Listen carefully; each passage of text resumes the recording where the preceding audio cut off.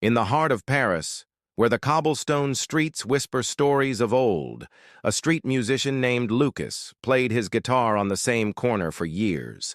The melodies he coaxed from the weathered wood were beautiful, filled with a longing that echoed through the bustling city, yet he was often just part of the scenery, a fleeting note in the symphony of urban life. Passers-by would hurry along, lost in their own worlds, their coins clinking softly in his open guitar case, more out of habit than appreciation.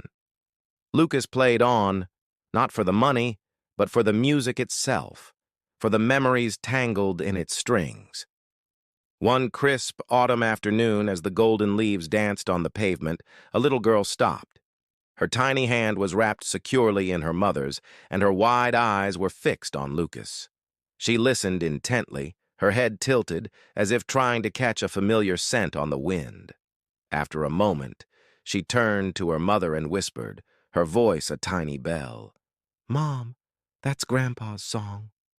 The mother, who had been urging her daughter to keep walking, froze. The world around her seemed to fade away, leaving only the sound of that old, familiar tune.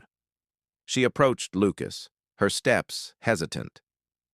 "Excuse me," she asked, her voice trembling slightly. "Where did you learn to play that?" Lucas looked up, his fingers stilling on the strings. A gentle, knowing smile touched his lips. He'd played this song for decades, a piece of his own past. "An old friend taught me this back in the army," he explained, his voice raspy with time. "He said it always reminded him of home, of his little girl." The mother's eyes welled with tears, a dam of memories breaking within her.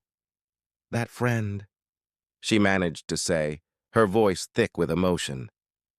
"That friend was my father."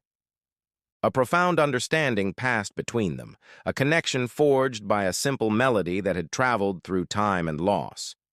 Lucas smiled, a soft, bittersweet expression on his weathered face.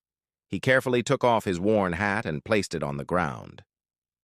"Then this song belongs to you now," he said, his voice full of a quiet grace.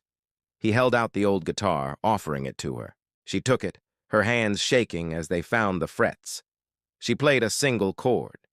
It was shaky, uncertain, but it rang out, pure and true, a note of love and remembrance echoing through the Parisian air.